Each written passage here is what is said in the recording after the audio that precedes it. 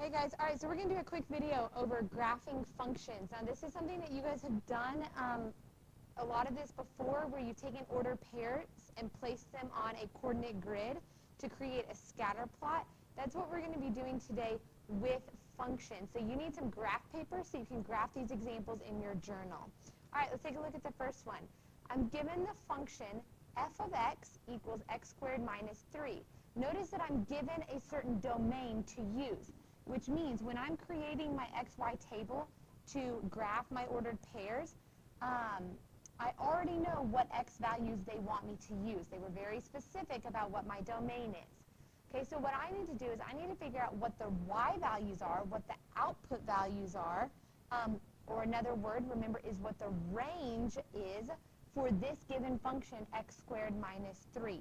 So what I'm going to do to make this easier, I'm going to pull up my calculator, and I'm going to go to y equals, and I'm going to type in my my function, which was x squared minus 3. So y equals, now I'm going to type in my x and then squared minus 3. Remember, above the word graph is the word table. So I'm going to press second graph. That pulls up a table for me. So now my work is really easy. I'm just going to copy this down onto my t-chart. So at -2, I had y was 1. Then I'm going to just memorize these. I have -2, -3, -2, and my last one was 1. Great, so my calculator gave me that table for me. Now all I have to do is plot those exact points on my graph. So over -2, up 1, put a point. Over 1, down -2, put a point. Over 0, down 3. Over 1 to the right, down 2, and then over 2 to the right, up 1.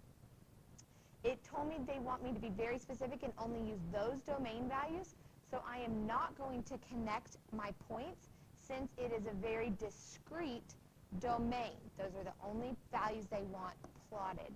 Let's look at this one. I have -2x plus y equals 3, and they gave me, again, my domain value. So when I'm creating my table, I already know they want me to use -5, -3, 1, and 4.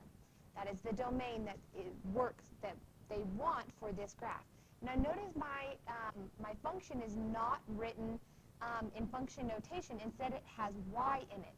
So what I need to do is I need to take my equation and I need to solve for y in order to plug it in my calculator to get my table, because your calculator has to start with y equals. So I know that I need to get y alone, so I have to add 2x to each side. So I get y equals 2x plus 3. 2x and 3 are not like terms, so I can't combine them. So what I'm going to do now, I'm going to take my calculator, I'm going to go back to y equals, and I'm going to clear this out. I'm going to type in 2x plus 3, and I'm going to press second graph to get my table to come up, and now I have my table for me. I need to scroll up to -5, and I see that that value is -7. When I go back to my calculator, -3, I have -3. 1 would be 5, and 4, let's see what that was. When I scroll down to 4, it was 11. Now you can get these values without a calculator. You can just plug these x values in one at a time, either right there in that equation or right here. Remember, they're the same equation. Silly me. I'm sorry. I mean right there for x to solve for y. So now take these ordered pairs and plot them on your graph. I know you guys can do that. I'm going to go down to the left 5 and then down 7. Put a point, and you guys continue doing that. All right, next example. I'm given the function -3x plus 2 equals y. Okay, so this one is already solved for y. I'm just going to rewrite it with my y coming first. So I have y equals -3x plus 2. Oh, very close to the last one. All right, so I'm going to take my calculator. I'm going to go back to y equals. I'm going to clear it out, and I'm going to type in -3x and then plus 2. Notice that this one's a little different. It did not give me a domain to use. So because that is the case, I'm going to create my own domain. to use to get me started to see what the general shape of the graph is going to look like. So good values to choose that I'm going to ask that you guys use usually are everything from -3 all the way to +3. You always want to choose some negative values. 0 is always a great number to choose, and then some positives. I choose the smaller numbers just because they're easier to work with. So now in my calculator, when I pull up my table, again, I'm going to just copy these numbers down. So I've got 11, 8, 5, 2. And then when I keep going, I've got -1, -4, and -7. So I'm going to plot these points here, -3 and then up 11. Whoops, that was 10. My smartboard's a little off.